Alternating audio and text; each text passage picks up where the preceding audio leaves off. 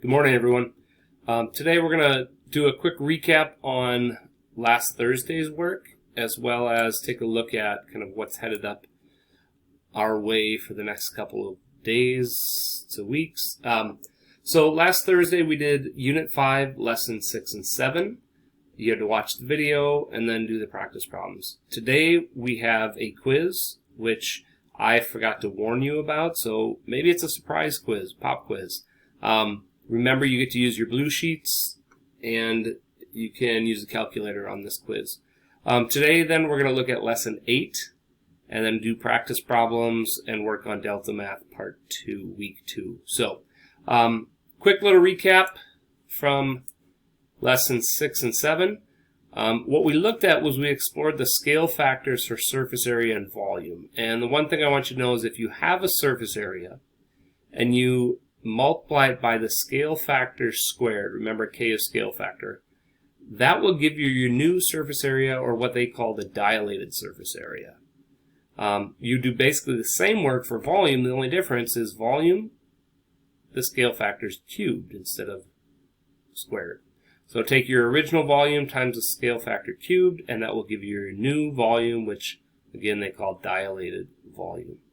One of the things I want to make sure you guys are all aware of is where do we get the cube button on our calculator, or if we undo it, how do we do the cube root? So really quick review of your calculator. Let's say I wanted to take the number 4 and cube it. You can do the caret symbol and then raise it to the third power and hit enter. Or you could type in your number 4 and you could hit the math button, and you see right there the third option is cubed.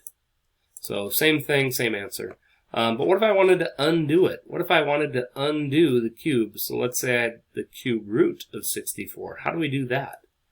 That's where the math button comes into play. And you're going to scroll down to option 4. You'll see the cube root.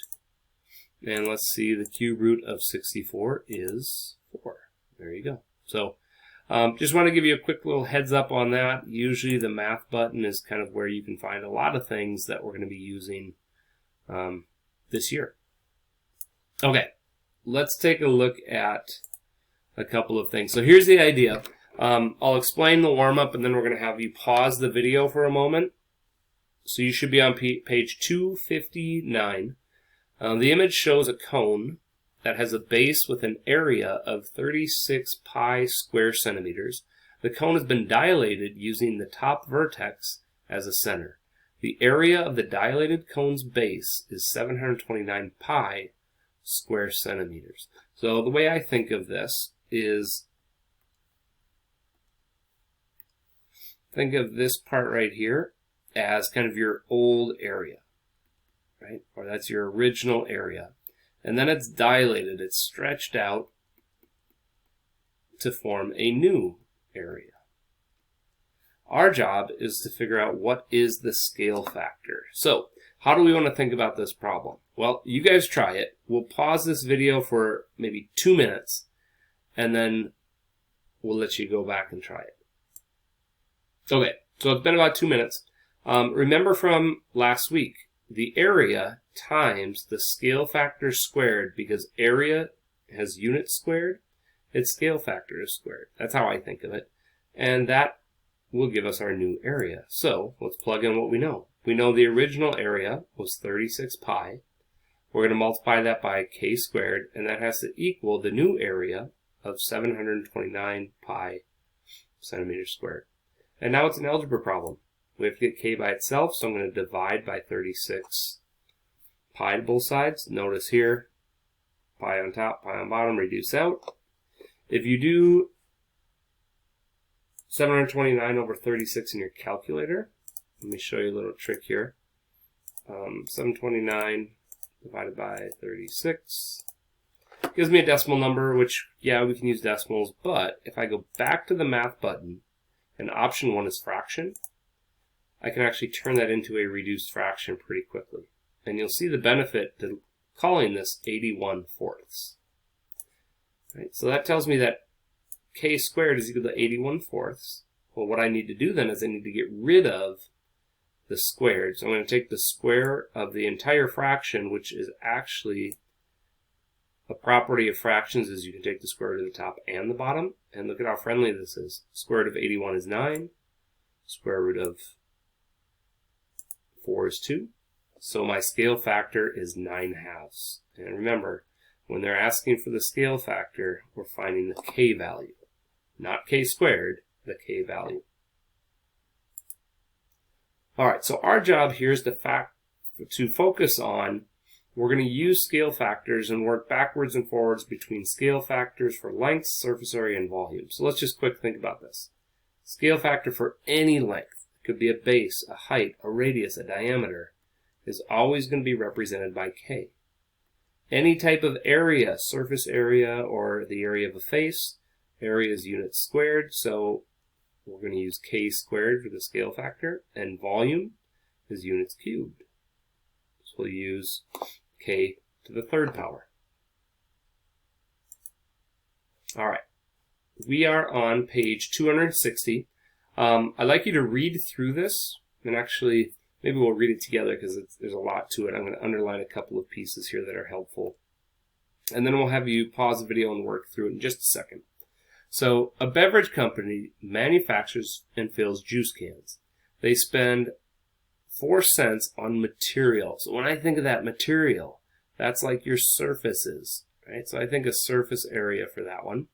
And then they fill each can with 27 cents worth of juice. So when I think of fill and we're thinking of juice, I'm thinking of volume. That matches with those two. So here we've got surface area and volume. The marketing team wants to make a jumbo version of the can that's a dilated version of the original. They spend at most 16 cents on materials for the new can. So I'm thinking right away, surface area. However, there is no restriction on the amount they can spend on juice to fill the can. The team wants to make a new can as large as possible given their budget. So number one, what is the factor the height can increase? Now notice factor, I'm thinking scale factor. Right? What is the k value? So we got to find k value. So we'll pause the video for a minute or two, have you guys take a look, try it, and then we'll go over number 1 and number 2. Okay, so let's take a look here. Here's how I thought of number 1, is I need to find the k value. Well, I need to find the k value for height. Now notice height is just a single length, but we can take the fact that we know the scale factor, we know the amount that we spend on material original, so that's our original surface area, and area is multiplied by k squared, that's the scale factor squared, and we know our new amounts that we can spend on surface area. So we're going to use that equation from last week. Surface area of the original was 4 cents times k squared equals the new surface area price. And then we're going to solve for k squared. So divide by 4 cents. 16 cents divided by 4 cents is 4. And then we have to take the square root. Now notice, this is my k value. K value is for any length. It could be height, radius, diameter, width, length. So the height will increase by a scale factor of 2. Number 2 says, what is the factor the radius will increase by? Well, radius is a height. Not a height. It's a single length, just like the height. So I don't need to do any work right there. I know the radius will also increase by a factor of 2, so it will have a scale factor of 2. All right, number 3, create a drawing of the original and the jumbo cans. Well, let's think of that. The scale factor was 2, which means every length, radius, it all doubled.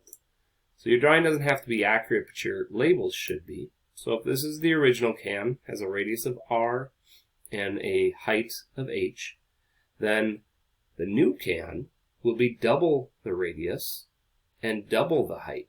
So mine isn't perfect, but it's definitely bigger, and I put the labels there so you could see that everything was doubled. Number 4, what geometric solids do cans represent?